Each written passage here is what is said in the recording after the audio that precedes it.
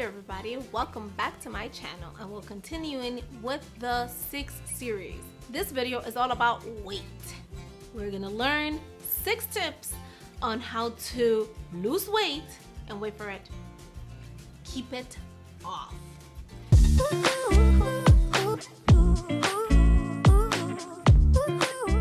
Now, there's a disclaimer, of course, this is for the mamas, but every single tip that I'm gonna give you, it's something that you can do with your kids. Why? Because it's a healthy way of living that will help you if you're overweight to lose it, and like I said, keep it off. But part of health is kids needing to grow and gain weight. So the other day, just, because it's a parenting thing, I'll share what my kids do. My husband and I were talking about weight loss, and my son comes up and he says, whatever it is that you're planning on doing, do the opposite for me because I'm a boy and I need to gain weight. And he's very right. So I explained to him that the meals that we were planning and the things that we were planning were going to help mommy and daddy lose weight, but because they're healthy and they're full of everything he needed to grow up, in his case, he will continue to gain weight in a healthy way. So everything I say today also applies for your kiddos. So it's not you having to divide yourself and say, this is for mommy and this is for my kids and I'm doing this and my family's doing that. So hopefully this really works for you. Number 1, change your mindset about weight loss. If you make any kind of changes that actually help you lose weight, they have to be sustainable over time. So avoid any kind of crash diet or drink this tea or drink these things that you know that you can't do for the rest of your life. Do not even start, because it's true. Sometimes when we shock our system, we will drop 10 pounds in a week and then gain 20 in the next month, because it's just not sustainable. After the shock is over, your body adapts because it's an amazing machinery, and then it'll go back to what it knows. So the first idea is that work on your mind to try to think within yourself and say, is this something that I can sustain long term? Is this something that I can keep doing? Whether I'm 95, 35, 25, 55, I see myself doing it long term, then that's something worth the time that it takes to build a new habit, to incorporate it into your life. Once that's set, and you're walking into this with the intention of being at your healthiest and best weight ever, move on to number 2.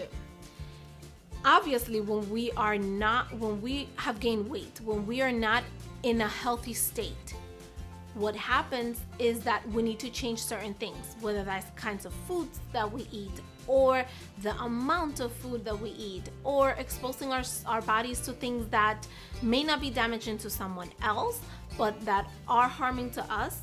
Any of those things, there's changes that are going to be made.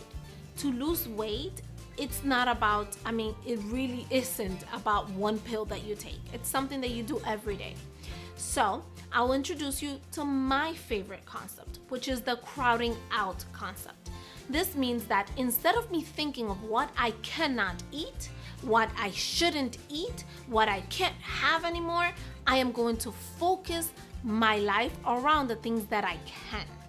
For example, if I know that a lot of the problem with my gain weight is that every single day after every meal I have a bowl of ice cream or a Snickers bar or anything else that's very high in calories and not very dense in nutrition. And so I know, because we kind of all know what's making us gain weight. We know exactly what it is. What are the things that we're eating or drinking? Well, I eat great, but I drink, 32-ounce bottles of soda all day long. We kind of know where to start. But instead of saying to yourself, I am not going to drink soda anymore, don't bother. Say, I am going to drink water today. I am going to drink this flavored water because I need it. And focus on just drinking lots of water, making yourself some juices that are healthier and yummy, making yourself, things that you would like, and filling your plate with that, filling your body with that. And then if after you drank your weight in water in the day, you still want to down that 32-ounce drink, go ahead. I bet you probably won't have any space. If your problem is that you're eating a very high, a lot of fried foods or whatever it is that you know that it's not the best for you and leaves you feeling sluggish and you're just gaining weight and it's getting out of hand and you want to cut it out, but it's so hard because everybody loves bacon, you then think, okay, so for my breakfast, I am going to crowd out the bad things by just adding a bunch of new. So that's tip number 2. Stop trying to tell yourself what not to eat. Instead, start adding to your plate all the things that are good for you, all the things that are gonna give your body what it needs to do what it's supposed to do. And if you do want to go deeper into that, let me know and I'll make a video specifically with foods that are very high in nutrition and very low in calories. You're gonna love it because they're so nutritious and very delicious. Number 3, drink lots of water. Lots of water. And now in the summertime, drink even more because we tend to be on the move, we sweat more, it's hotter, so you are respiring water. So drink more, stay hydrated all the time. A lot of the times when we're just like rummaging through the kitchen looking for something that we want to snack, it's simply because we're thirsty. The kind of like, let's call it the alarm for drink in our bodies is not as strong as hunger. So a lot of times that hunger that we feel that's never satisfied is just thirst. So get yourself a big old bottle and just down it. Be drinking water all the time. Get used to it. Yes, at the beginning you're gonna use the bathroom a lot and that may not be very convenient, but in a while your body it's gonna get used to it and it's gonna be like, oh, this is what I need. And so your cravings for foods is definitely gonna go down because you're meeting thirst with thirst. And when you feel hungry after you've been drinking water all day, you know it's definitely hunger and not thirst sneaking in and confusing you. Number 4, and this may surprise you, but it's sleep a lot. Prioritize your sleep. Figure out what are the hours that you need to sleep. I love that it says that your body needs 7 to 9 hours.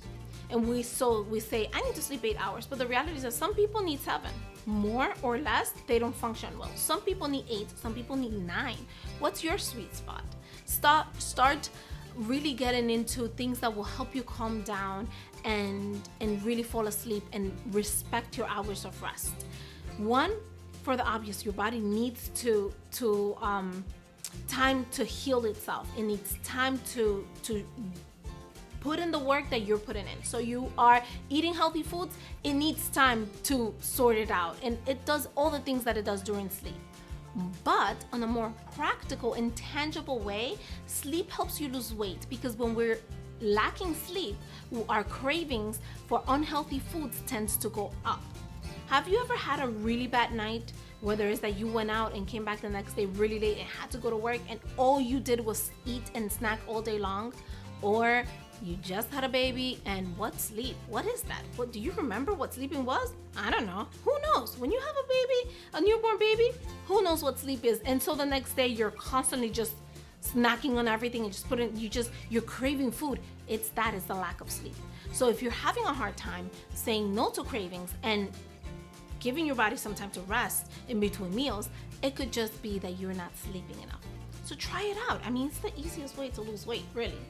Not asking you to work out, just sleep.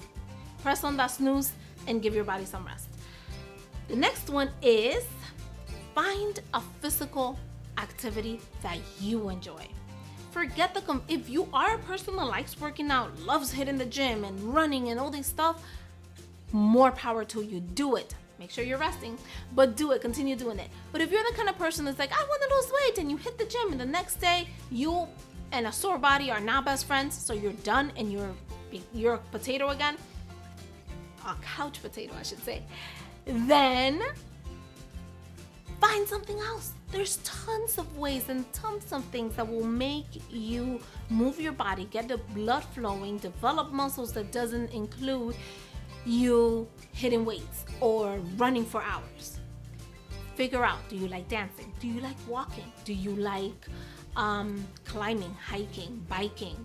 It doesn't have to be the traditional way. It just has to be a way that gets you off of your chair and out and moving. Even gardening is considered a physical activity. You're hauling things, you're moving, you're walking up and down, you're watering things every day, getting a pet, walking your dogs outside of your house, anything that gets you moving in a consistent way, it's an activity that you need to invest on. Give that gift to yourself. And last but not least, number 6, that is cut down on processed sugar. And let me break it down. If it's not sugarcane, it's processed. So, and I'm saying specifically processed sugars because, some of us go to the extreme. And if I say cut down on sugar, you won't even have a fruit. Have your fruit, enjoy it. But everything else that's processed, try to cut down on it a little bit, because sugar tends to do this thing where it shuts down your stomach's signals that signify the brain that I'm full. Have you ever had a meal at a fast food restaurant or something where you have a really big soda, very sweet thing, and you're eating foods that you normally wouldn't eat that much, but you could keep eating and eating, and you eat until like your stomach hurts, you feel like the food is gonna just come out, and you have acid and all these things, but you could still eat if you had an inch of space. We kind of experienced that during the holidays, where it's like there's an insane amount of food in our plate, we down it, and then we have dessert, and then we feel like eating. It's the sugar. Now, if you're having sugar every day, that's something that is happening every day, where you don't know what being satisfied really is. And you may look at somebody eating much less than you, and maybe foods that to you are not palatable, and you're like, oh, I want to enjoy my food. Well, it turns out that they're actually enjoying their food way more, because their taste buds are not hyped up on sugar. So they're tasting everything more, they're enjoying everything more, and most of all, and most importantly, when they've had their fill, they actually feel satisfaction. So cut down on it. I'm not saying give it up unless you can, but do cut down on it. And before you do that, remember to go to principle 1. Don't think about not eating sugar, start replacing it for things that you actually genuinely enjoy. And eventually you would have crowd out all those processed things. And as you implement these things, remember, it's a lifetime thing that you're doing. It's no longer me going down, bringing down weight so I could fit into that dress, so I could go to that thing, or because summer's here and then I'm gonna gain it back. No, it's a new lifestyle that you have. So if it took you a whole year to implement them, if it took you 2 years to implement them, think of the many years you have left in your life, and many more, because all of these things are gonna help you live longer, because you're going to be healthier. So just think of it on that, and plan for mistakes. Plan for you not making the right choices all the time, or not moving your body as much as you should. Plan for that. Understand that it will happen, and then get back up and continue, because it's your new lifestyle to shed the weight that you don't need, and to keep it off and feel energized and feel good.